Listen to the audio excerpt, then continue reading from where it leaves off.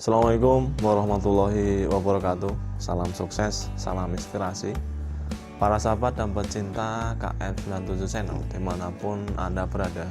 Kembali bertemu dengan saya, Samidi Yapan.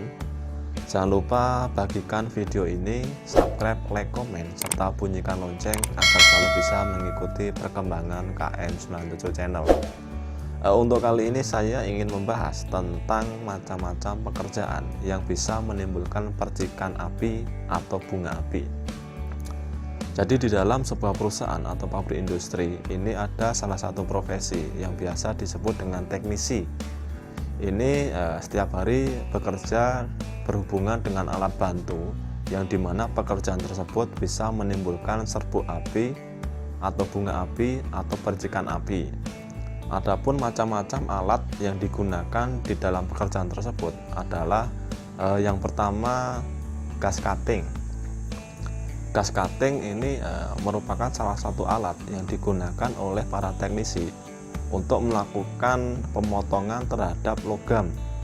Jadi pemotongan terhadap logam ini bisa berupa material, kemudian bahan yang dari besi, kemudian komponen mesin yang berbahan logam maupun besi dan lain sebagainya. Kemudian ada alat yang digunakan untuk memotong benda atau komponen yang dimana alat tersebut bisa menimbulkan percikan api, yaitu ada mesin gerinda. Jadi mesin gerinda ini digunakan untuk meratakan permukaan benda logam misalnya, atau untuk memotong benda logam. Jadi saat pekerjaan tersebut mesin gerinda ini menimbulkan percikan api atau bunga api. Kemudian alat yang ketiga yaitu mesin bor. Mesin bor yang digunakan oleh para teknisi di sebuah perusahaan atau pabrik industri ini pada saat melubangi benda logam atau benda besi ini juga bisa menimbulkan percikan atau serbuk api. Kemudian ada mesin yang dinamakan dengan cutting wheel. Cutting wheel ini merupakan salah satu alat yang digunakan untuk memotong logam maupun non-logam. Namun di saat cutting wheel ini digunakan untuk memotong komponen atau benda logam, ini akan menimbulkan percikan api maupun serbuk api.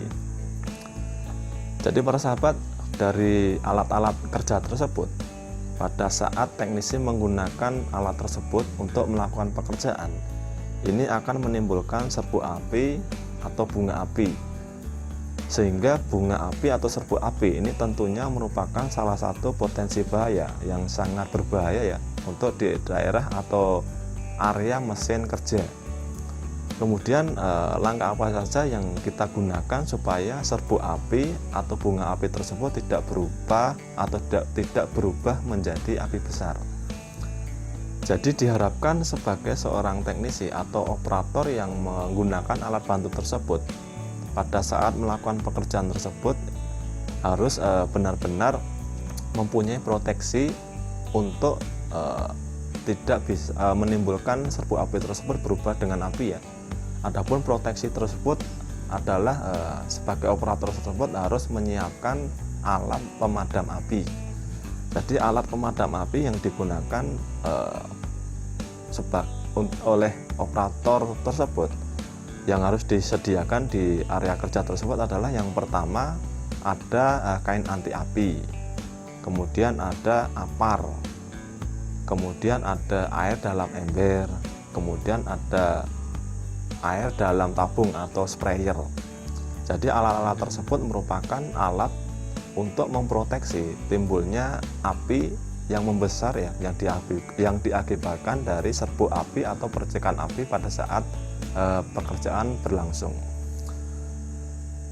Para sahabat, demikian tadi ya beberapa alat yang bisa menimbulkan serbuk api atau bunga api, yang dimana serbuk api tersebut akan bisa berubah menjadi api besar yang merupakan potensi bahaya yang sangat tinggi ya. Sehingga perlu disiapkan beberapa alat pemadam api supaya serbuk api atau bunga api tersebut bisa dipadamkan dan tidak menjadi atau tidak berubah menjadi api yang besar. Tentunya selain alat pemadam tersebut, sebagai seorang operator ini harus melindungi diri ya dengan menggunakan alat pelindung diri yang lengkap, seperti menggunakan helm safety, menggunakan face shield atau kacamata, menggunakan sarung tangan kulit, menggunakan apron, menggunakan sepatu safety, dan lain sebagainya. Baik para sahabat, demikian tadi sedikit ulasan tentang pekerjaan atau job yang dilakukan oleh pekerja atau karyawan di sebuah perusahaan atau pabrik industri, yang dimana pekerjaan tersebut mempunyai potensi menimbulkan api. Semoga bermanfaat, semoga berguna. Sekian, terima kasih. Assalamualaikum warahmatullahi wabarakatuh.